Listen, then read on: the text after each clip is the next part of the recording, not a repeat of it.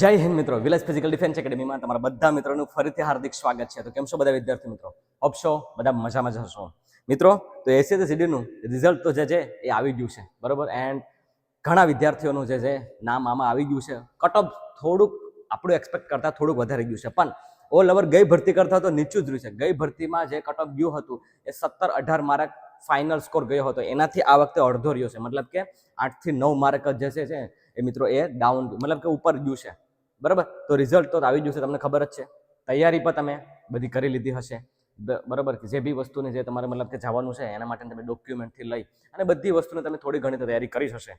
પણ એ સિવાય પણ ઘણા બધા વિદ્યાર્થીઓના સવાલો બાકી રહી ગયા છે. અને મને પૂછતા હતા કે સર અમારે આમાં ટ્રેનિંગમાં કઈ વસ્તુ લઈ જવાનું છે, ફાઇનલ ડોક્યુમેન્ટ કયું લઈ જવાનું છે, બરાબર. તો બધી વસ્તુની વિગતવાર હું માહિતી આપવાનું છે કે રોજગાર મેળામાંથી હજુ ઘણા વિદ્યાર્થીઓને કોલ નથી આવ્યો, તો એને શું જવાનું નથી, એનું મતલબ કઈ રીતના બધું આગળ થશે, એને લેટર ક્યારે મળીએ, બરાબર. ટ્રેનિંગમાં જવાનું ક્યારે થશે, CRPF, BSF, CISF, ITBP, AR, SSB, બરાબર. બધાને શું એક સાથે જવાનું થશે, અલગ અલગ જવાનું થશે. પછી ડોક્યુમેન્ટ ક્યાં ક્યાં લઈ જવાના, આ એક ડોક્યુમેન્ટ તો અચૂક લઈ જજો, બાકી આ ડોક્યુમેન્ટ વગર તો તમારું મતલબ વેરિફિકેશન જ નહીં થાય, હજુ પણ નહીં થાય. પછી ટ્રેનિંગમાં જોડે શું લઈ જવાનું છે તમારે, મતલબ કે જે તમે બેકપેક કરો તો એ બેકપેકમાં કઈ એવી વસ્તુ જે છે કે જે તમને ત્યાં લઈ જવાની થશે, અને એવી એક કઈ વસ્તુ છે કે એ તો જરૂર લઈ જવી પડીએ, બરાબર, તાકી તમને ત્યાં કામ આવે. શું મેડિકલ પોલીસ વેરિફિકેશન ફરીથી થશે? ગઈ વખતે ભાઈ આ રીતના હતું, યસ, બરાબર. એના વિશે પણ માહિતી આપીશ. કઈ પોસ્ટ બેસ્ટ છે, ITBP, CISF, BSF, CRPF, AR કે એસએસબી, બરાબર. આમાં કઈ પોસ્ટ સૌથી સારી છે? એક પોસ્ટ તો બહુ જ સારી છે, બરાબર. એ આમાં કહીશ તમને કઈ સારી છે એ.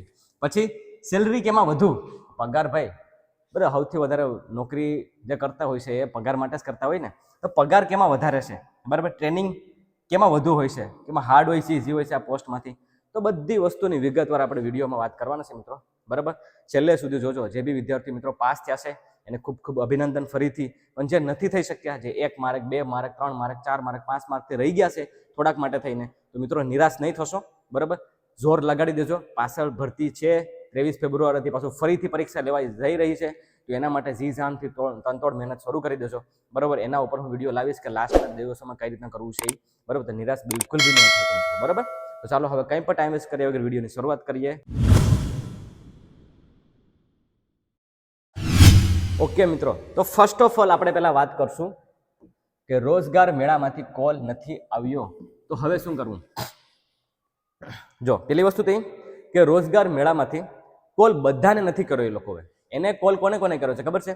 એક તો બીએસએફ ને અને સીઆરપીએફ ને.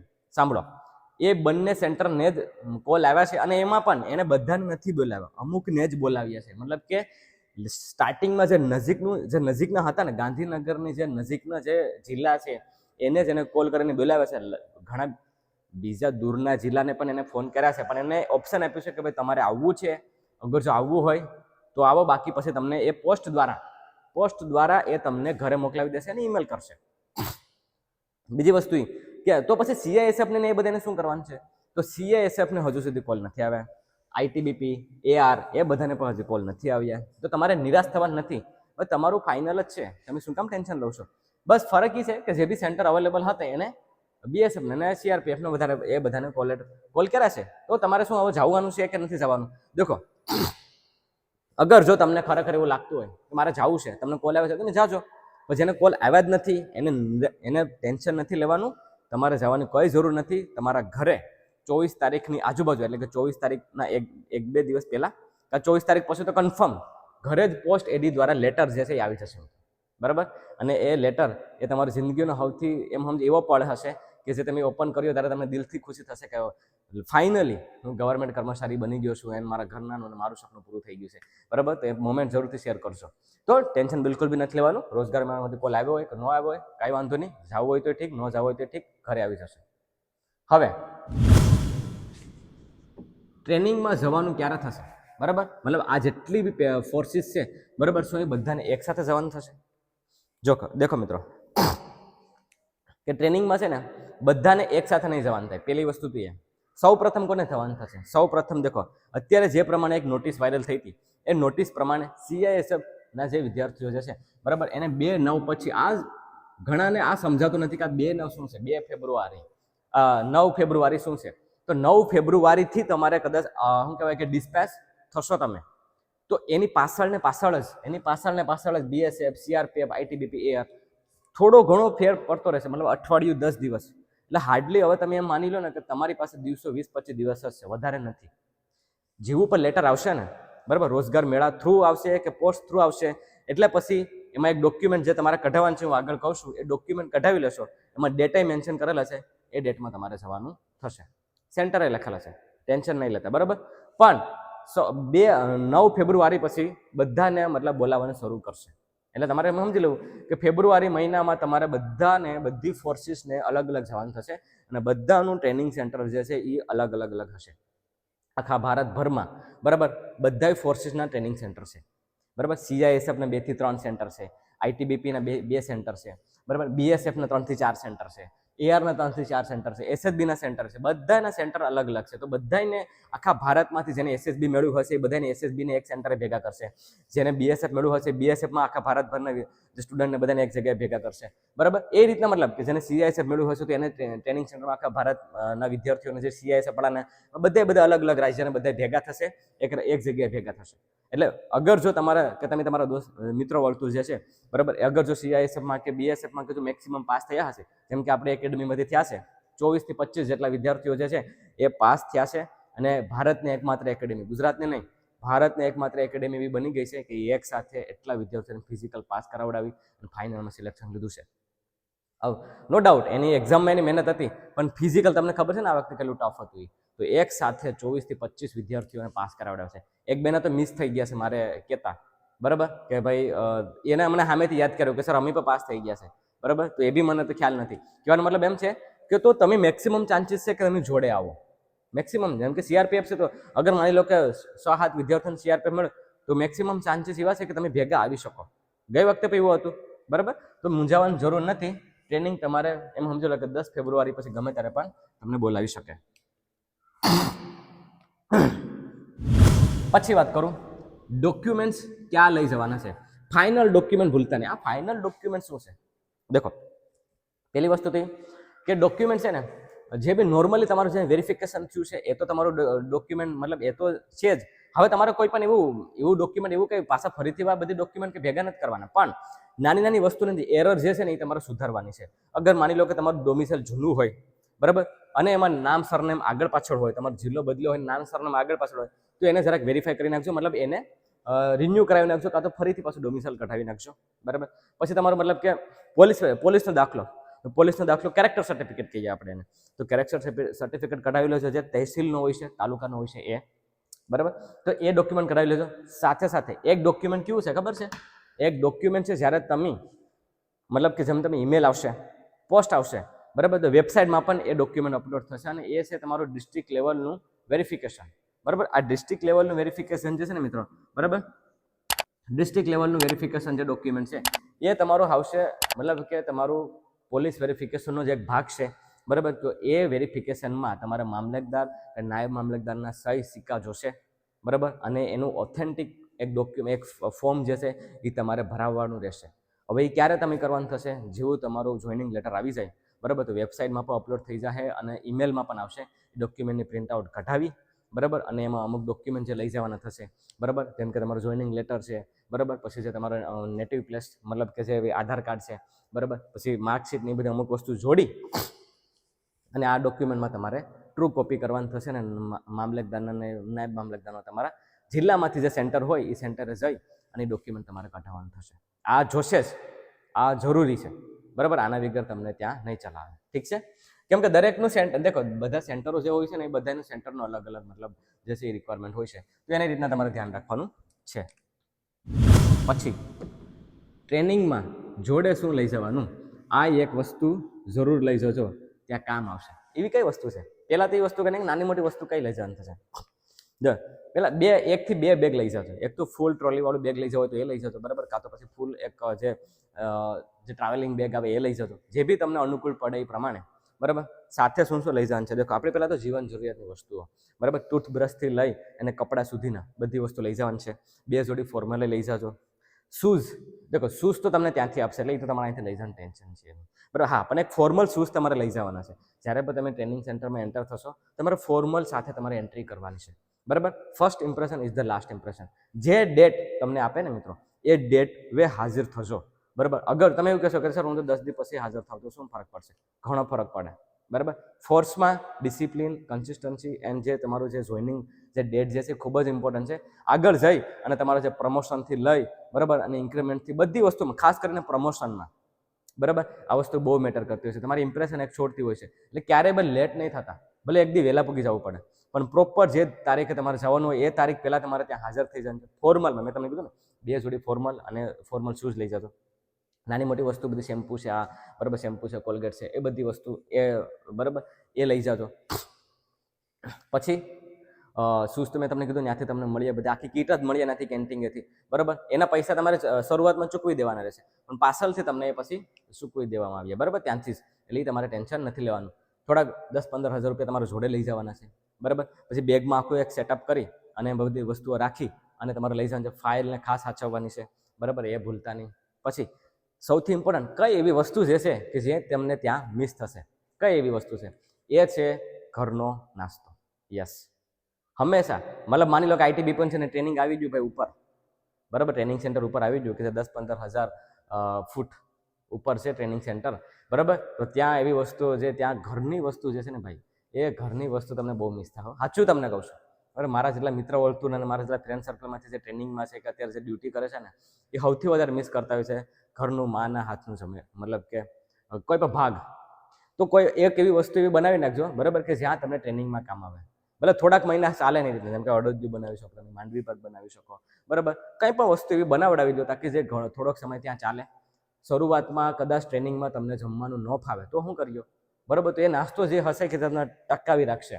બાકી ટ્રેનિંગના શરૂઆતના દિવસો હું તમને ખરેખર કહું બહુ અઘરું રહે બરાબર. એમ સમજી લો તમે, એ તો હું આગળ વાત કરીશ કે ટ્રેનિંગ હાર્ડ કે ઇઝી, પણ આ જે વસ્તુનું તમને કહું ને કે ઘરનો નાસ્તો તમે જરૂરથી લઈ જશો બરાબર. એટલે નાના બાળકોને સેવ મમરા નહીં હો બરાબર, એ તો તમને ન્યાય મળી જાય બરાબર. પણ હું લઈ જવાનું છે તમારે હેવી વસ્તુ લઈ જવાનું છે. અડદિયું છે બરાબર, માંડવી પાક છે, મતલબ કે કંઈ પણ પ્રકારનું જે બી તમારું ત્યાં બનતું હોય ઘરનું હાથેથી બરાબર, ઘીમાં કે એ રીતના બરાબર, તો એ બનાવી અને કમ્પ્લીટલી એ એક સામાન લઈ જતો. બાકી બધી વસ્તુ કેન્ટીનમાંથી મળી જાય, કોઈ ઉપાધિ નહીં કરતા. ઓકે, તો આ વસ્તુ થઈ ગઈ આપણે. પછી શું મેડિકલ અને પોલીસ વેરિફિકેશન ફરીથી થશે? ગઈ વખતે આ રીતે હતું ભાઈ. ગઈ વખતે એક વસ્તુ જે છે એ થઈ હતી બરાબર, એ તમને કહું બરાબર. શું મેડિકલની પહેલાં વાત કરીને મેડિકલ ફરીથી થશે? તો હું તમને કહીશ યસ, મેડિકલ ફરીથી થશે, પણ એવું ફૂલ મેડિકલ નહીં થાય. ઘણા વિદ્યાર્થીઓ, મને એક વિદ્યાર્થીઓનો સવાલ હતો કે સર મારે આજે ગઈ વખતે ઘટના બની હતી ને, એક વિદ્યાર્થી મારો જાણીતો હતો અને સીઆરપીએફ મળ્યું હતું અને એના હાથમાં એ રોડ હતી, તો એને 1.5 મહિનો આ રીતના પાટો આવ્યો હતો. આમ એને ડૉક્ટરે કીધું હતું કે હાથ મુવમેન્ટ જ નથી કરવાનો. હવે એને ટ્રેનિંગમાં જવાનું હતું મહિના દિવસ પછી બરાબર, અને એને 1.5 મહિનામાં પાટો આવ્યો. વિચારો એને કઈ રીતના ટેકલ કર્યું. તો શું કર્યું ખબર છે એને છે ને જોઈનિંગ લેટ કર્યું. જોઈનિંગ લેટ કર્યું, સળિયો જેવો તો એ કાઢી નાખ્યો અને મહિનો દિવસ જેટલું કંઈક લેટ એને જોઈનિંગ કર્યું હતું. ત્યાંથી સેન્ટરમાંથી પણ એની ઇન્ક્વાયરી કરી હતી, ભાઈ શું કામ તમે લેટ થયા, એનો કોન્ટેક્ટ કર્યો હતો, મેડિકલ રીઝન હતું. તો એ કેસમાં એનું મેડિકલ કર્યું પાછું ફરીથી એટલે કે ચેક કર્યું એ જ જગ્યાએ ખાસ કરીને બરાબર, એને રિપોર્ટ બતાવ્યો તો નોર્મલ હતો, વાંધો નહોતો, એને જોઈનિંગ કરાવી દીધું. પણ મેડિકલ વસ્તુ જે છે ને એ શરૂઆતમાં કરે ખરી, પણ એટલી જે પહેલાં જેવી કરે ને એવી ન કરે. મતલબ કે તમને એકદમ હાવ ઓપન બોડી કરીને એ રીતના ન ચેક કરતા હોય. નોર્મલી જોતા હોય છે ટ્રેનિંગ સેમાં જાઓ ત્યારે બરાબર, નોર્મલી ચેક કરે કે ભાઈ આનો કોઈ મેજર ઇન્જરી નથી ને બરાબર. આ શું ટ્રેનિંગ તો કરી શકીએ ને, કેમ કે હવે દેખો તમે પાસ થઈ ગયા ને એટલે તમે એમ સમજી લો કે ગવર્મેન્ટ કર્મચારી તો બની જ જાય. એક પીઓપીની શપથ લેવાની તો બાકી છે, પણ હવે તમે એ કમ્પ્લીટ થઈ ગયા છે એટલે હવે તમને કંઈ કાઢી નહીં નાખે. પણ તોય પણ તમારે ધ્યાન રાખવું પડે. મેં તમને કીધું ને સ્ટાર્ટિંગમાં કે અગર જો તમારું રિપોર્ટિંગ મોડું થયું કે તમારું લેટ જોઈનિંગ થયું તો એ તમારી સર્વિસમાં તમને ઇફેક્ટ કરે. તો સર્વિસમાં ઇફેક્ટ ન થવી જોઈએ. અપ ટુ ડેટ તમારે ટાઈમસર મતલબ પહોંચી જવું જોઈએ. વાત કરું પોલીસ વેરિફિકેશન, તો પોલીસ વેરિફિકેશન ફરીથી થશે. યસ, તો પોલીસ વેરિફિકેશન ફરીથી થશે. જેવું તમે આ ડોક્યુમેન્ટ કઢાવી લેશો ને ડિસ્ટ્રિક્ટ લેવલનું પોલીસ વેરિફિકેશન બરાબર, તો એ ડોક્યુમેન્ટ કઢાવીને તમે લઈ તો જાઓ, પણ 1.5 થી 2 મહિનામાં જે ફોર્સમાં તમે લાગ્યા હશે ને એ ફોર્સમાંથી પાછું ફરીથી મહિનાથી 1.5 મહિનાની અંદર તમારું ઘરે આવી અને વેરિફિકેશન કરશે, કાં તો પછી ઘરનાને ત્યાં બોલાવી અને વેરિફિકેશન કરશે અને ઘરનાને 2 થી 3 સદસ્યોના એ તમારા જે આધાર કાર્ડને જે છે એ જમા કરાવડાવશે અને પાછો તમારો રેકોર્ડ ચેક કરીએ અને પછી તમને કન્ફર્મ કરશે. માની લ્યો કે તમે અહીંયા પાછા પકડાના કોઈ પણ ડખામાં, કોઈ પણ પ્રકારના મતલબ કે એવા કોઈ પણ બિન અધિકૃત કોઈ પણ એવી એક્ટિવિટીમાં સંડોવાયેલા હોય કે ચોરી છે કે બરાબર એ પ્રકારની, તો ત્યાં શું થશે, તો ત્યાં પણ હું હજુ બી તો તમને ત્યાંથી રિમૂવ કરવાની શક્યતા રહી શકે, બરાબર. પણ કહેવાનો મતલબ એમ છે કે તમારે કોઈ પણ પ્રકારની ગતિવિધિમાં આવવાનું નથી. ખાસ કરીને શરીરને સાચવવાનું છે. માની લો કે તમે એક્સિડન્ટ કર્યું, તમને લાગ્યું પણ, હાલો તમને એટલું બધું નથી લાગ્યું, પણ તમારા ઉપર પોલીસ કેસ થયો, બરાબર, તો તમારું વેરિફિકેશન છે જે અટકી છે, બરાબર. હવે શું વેરિફિકેશન અટકી છે તો નોકરી વહી જાય? નહીં, નોકરી નથી જતી, નોકરી જાતી નથી, પણ તમારે એના માટે લડત લડવી પડી. શું લડત લડવાની થશે? એના માટે તમારે જજમેન્ટ આપવું પડશે. જજનું જજમેન્ટ આપવાનું હોય, બરાબર. તમારી નોકરી ન જાય પણ તમારું જજને જજમેન્ટ આપવાનું હોય, અને જજમેન્ટ પાસ કરાવડાવી અને તમારે ત્યાં જમા કરવાનું, ત્યારે જઈને તમારું વેરિફિકેશન જે છે એ પાછું કન્ટિન્યુ થઈ જાય, ક્લિયર થઈ જાય, અને તમારું જોઈનિંગમાં તમને કોઈ પણ વાંધો ના આવે. જજમેન્ટમાં તમારે લખાવાનું હોય કે ભાઈ યસ આ રીતના હતું, આ રીતના છે, મારો કંઈ વાંધો નથી. હા, અગર જો તમે ગુનેગાર છે અને જજમેન્ટ તમારા પક્ષમાં નથી આવતું તો પછી ત્યાં પ્રોબ્લેમ થઈ શકે. તો આ વસ્તુનું ધ્યાન રાખજો. જે પણ વિદ્યાર્થી મિત્રો પાસ થયા છે, હજુ પણ સમય છે, થોડોક કાળજીપૂર્વક ધ્યાન રાખજો. પછી કઈ પોસ્ટ બેસ્ટ? દેખો મિત્રો, અહીંયા બહુ અત્યારે કોમ્પિટિશન થઈ રહ્યું છે આ બધી ફોર્સ વચ્ચે, ITBP, CISF, BSF, CRPF, AR, SSB, બરાબર. તો મારો એક મિત્ર છે ને, બરાબર, એના એક ગામમાં એવું છે કે ભાઈ એની પોસ્ટ વિશે, એની પોસ્ટ વચ્ચે એ લોકો ઝઘડો કરે છે. એટલે કે મારી પોસ્ટ બેસ્ટ છે, આ પોસ્ટ બેસ્ટ છે. શું ખરેખર એવું હોય છે ખરું? મતલબ કે શું આઈટીબીપી સૌથી one of the best post છે? શું આ એસએસબી કે હારી પોસ્ટ નથી? શું એઆર કે હારી નથી? તમે મિત્રો પેરામિલિટરી ફોર્સીસમાં છો, હરેકનું પ્રોફાઇલનું હરેક ડિઝાઇન જે છે પ્રોફેશન જે છે અલગ અલગ હોય છે. બધાની સ્ટાઇલ અલગ છે નોકરીની, બધાની નોકરીની અલગ સ્ટાઇલ છે. મતલબ કે એસએસબી છે તો એ નેપાળની બાજુ ડ્યુટી આવતી હોય છે, તો એના અમુક એના ક્રાઇટેરિયા હોય છે, એના ઘણા ફાયદા હોય છે, ઘણા ગેરફાયદા હોય છે. એઆર છે તો એઆર આસામ રાઇફલને લગતું હોય છે, બરાબર. તો એના ઘણા ફાયદા પણ હશે અને ઘણા ગેરફાયદા હશે. એનો અલગ આખું પ્રોફાઇલ છે. દેખો, આના વિશે એક વિશે માહિતી આપીશ ને તો એના ઉપર એક આખો સેપરેટ વિડીયો થઈ જાય. પણ ટૂંકમાં કહું તમને, બરાબર. સીઆરપીએફ છે સેન્ટ્રલ રિઝર્વ પોલીસ ફોર્સ, બરાબર. પગારે વધારે પડતો મળતો હોય છે અને મુવમેન્ટ વધારે પડતી હોય. પછી વાત કરીએ બીએસએફની, બોર્ડર સિક્યોરિટી ફોર્સ, કે જેને આર્મીમાં સપનું અધૂરું રહી ગયું હોય, બરાબર, અને ખરેખર એને ફોર્સ પ્રત્યે અને દેશ પ્રત્યે ખરેખર સેવા કરવી હોય તો એના માટે બોર્ડર સિક્યોરિટી ફોર્સ સૌથી બેસ્ટ છે, બરાબર. તમારે એમ સમજી લો કે બોર્ડરમાં ફર્સ્ટ લાઇન ઓફ કંટ્રોલ, બરાબર, એ મતલબ હેન્ડલ કરતા હોય છે, બરાબર. જમ્મુથી લઈને રાજસ્થાનથી લઈને આસામ અને બંગાળને અંદર તમને પોસ્ટ આપતા હોય છે. સીઆઈએસએફ, તો સીઆઈએસએફ નો અલગ અલગ પ્રોફાઇલ છે. શું પ્રોફાઇલ છે? અને સિટી એરિયામાં નોકરી છે. સેન્ટ્રલ ઇન્ડસ્ટ્રીયલ સિક્યુરિટી ફોર્સ, બરાબર. કહેવામાં જ આવ્યું છે કે સેન્ટ્રલ ઇન્ડસ્ટ્રીયલ સિક્યુરિટી ફોર્સ, બરાબર. હવે આમાં શું કરવાનું છે? આમાં તમારે ઇન્ડસ્ટ્રી એરિયા છે, એરપોર્ટ એરિયા છે, મતલબ કે મિનિસ્ટર છે કે એનું તમારે રક્ષણ કરવાનું હોય છે, બરાબર. એ રીતના હોય છે કામ. આઈટીબીપી ઇન્ડિયન ટિબેટન બોર્ડર પોલીસ, બરાબર. તો આઈટીબીપી ટિબેટ બાજુ વધારે પડતું એમનું જે છે એ જવાનું હોય છે. ટ્રેનિંગ એ રીતના હોય છે. દરેકનું જે છે મિત્રો એ અલગ અલગ હોય છે. એટલે તમારે એવું નથી વિચારવાનું કે મારી પોસ્ટ એકદમ બહુ ઊંચી છે કે મારી પોસ્ટ એકદમ નીચી છે. દેખો, મેં એવા પણ જોયેલા છે કે જેને સીઆઈએસએફમાં સિલેક્શન થયું છે ને એને સીઆઈએસએફ છોડી દીધી ભાઈ, બરાબર. અને હું હજુ એને પણ ઓળખું છું કે જે એઆરમાં નોકરી કરે છે ને, એઆરમાં પર મિનિટ તમને આસામ રાઇફલમાં રહેવાનું હોય, કોઈ પણ ચાન્સીસ નથી તમારા ગુજરાતમાં આવવાના. હા, એક રસ્તો છે કે એનડીઆરએફ થ્રુ તમે તમારા રાજ્યમાં આવી શકો. આપણે મતલબ માની લો કે તમારે આમાંથી તમારે ગુજરાતમાં આવવું હોય તો કઈ રીતના આવશો, બરાબર. એક રસ્તો છે. શું છે એ? મતલબ કે તમારે આમાં સિલેક્શન લઈ લીધું, તમારે 6 વર્ષની સર્વિસ કરવાની.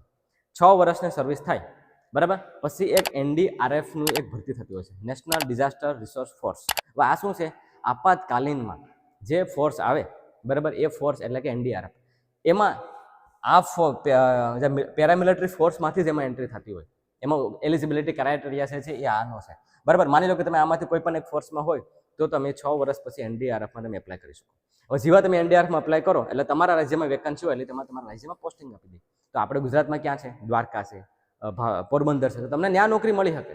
કચ્છ છે, જ્યારે, બરાબર, તો એને તમારે ટ્રાયલ દેવાની હોય. ટ્રાયલ પાસ કરી નાખો એટલે તમે ત્યાં આવી જાઓ ગુજરાતમાં. આપણે ગુજરાતમાં આવી જાઓ તમે. એ એક રસ્તો છે. પછી સિવાય કે મતલબ કે કોઈ પણ પોસ્ટ, હવે દેખો આઈટીબીપી ને એસએસબી ને એ બધી પોસ્ટ એવી છે, આઈટીબીપી એસએસબી ને કે હંમેશા બારોબાર હોય છે. આસામ રાઇફલ બારોબાર હશે, એના કોઈ ચાન્સીસ નથી. હા, પછી સીઆઈએસએફ, બીએસએફ અને સીઆરપીએફ, આ 3 પોસ્ટ એવી છે કે એને આપણે ગુજરાતમાં આવવાના ચાન્સીસ છે. કઈ રીતના ખબર છે? દેખો, સીઆઈએસએફની વાત કરું તો આ જે પોસ્ટ જે છે ને, મતલબ આપણે ગુજરાતમાં તમને ખબર છે કે ઔદ્યોગિક લેવલે ઘણું ખરું આપણે મતલબ જે છે એ વિકાસ કરી લીધો છે. તો સીઆઈએસએફમાં જરૂર પડે માણસોની, પણ પ્રાયોરિટી પહેલાં કોને આપશે? પ્રાયોરિટી પહેલાં સિનિયરોને આપશે, પછી જઈને તમારો વારો આવે, બરાબર. તો ઇન્ડસ્ટ્રીયલ એરિયામાં આવી શકે. માની લો કે આપણે ધોલેરા જે છે, બરાબર, એ મતલબ વિકાસ થઈ રહ્યો છે, ડેવલપ થઈ રહ્યું છે, તો ત્યાં મોટા એરપોર્ટો બને કે પછી તમારે ત્યાં કંપની છે તો તમને ત્યાં આવી ચાન્સ મળી શકે.